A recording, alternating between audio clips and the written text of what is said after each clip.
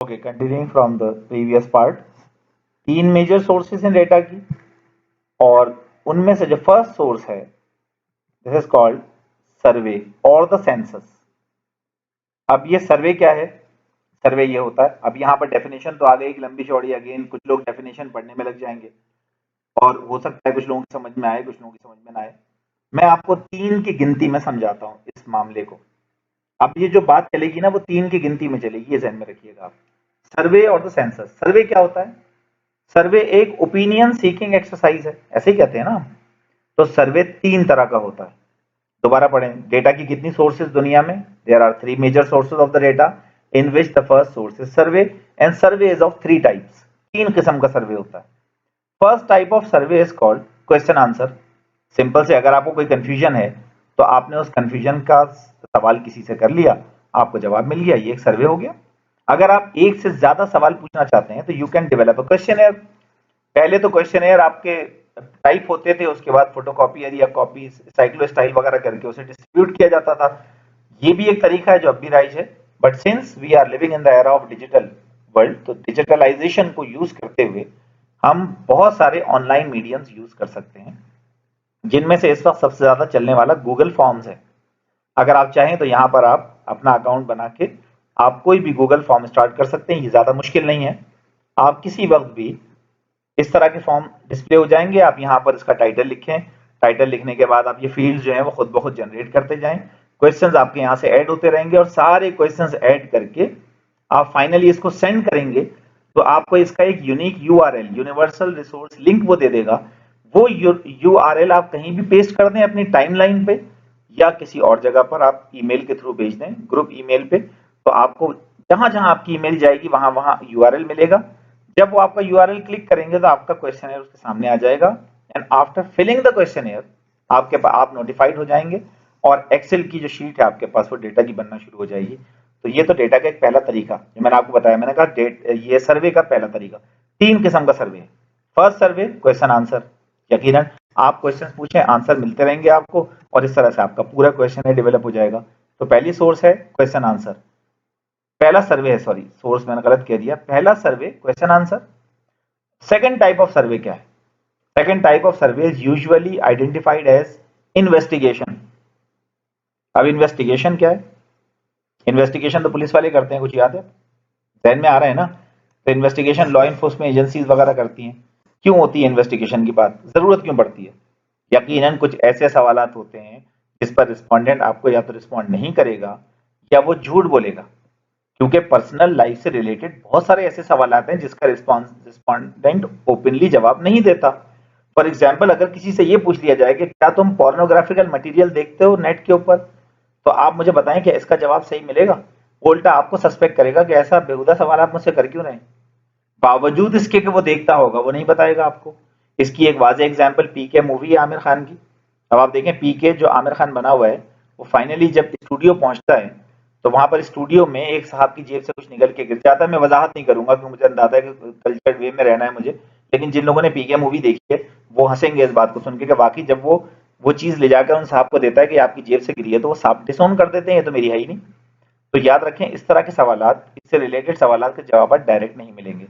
तो जब डायरेक्ट नहीं मिलते जवाब, तो हम लॉ इन्फोर्समेंट एजेंसीज तो है नहीं ना, हमारे पास कोई पावर है कि हम जबरदस्ती उगलवा लें। पुलिस वालों के लिए आसान है, वो कहते हैं भाई हमें आराम से बता दो, वरना हमारे पास उगलवाने के और भी तरीके हैं। कहते हैं देख कर थाने में मुझको अहले दिल कहने लगे, बाद में जो कुछ भी हो फिलहाल मारा जाएगा।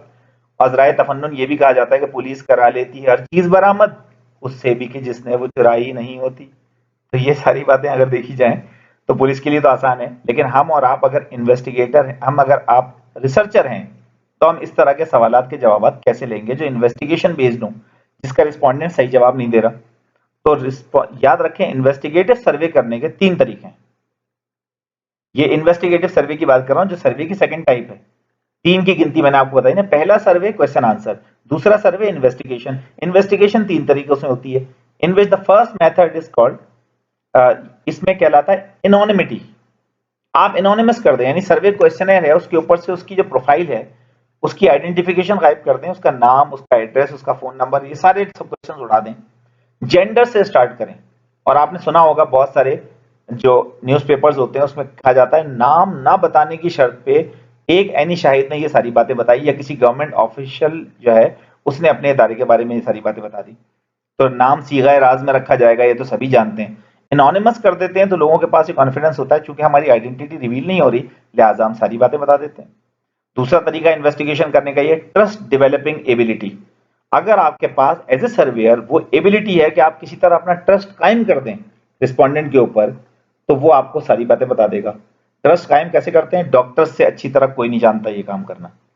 जब डॉक्टर देखता है कि पेशेंट जो है वो अपने मेजर की तरफ देख रहा है बार बार, जिसके साथ वो आया है क्वेश्चन के आंसर देने के लिए, तो वो उसके साथ वाले शख्स को कहते हैं आप जरा बाहर चले जाएं। जब वो मरीज अकेला रह जाता है उनके सामने, तो उससे कहते हैं देखो तुम मुझे अपना समझो, जो भी कुछ तुम मुझे कहोगे यहाँ पर, मैं यहाँ से बात आगे नहीं निकलेगी।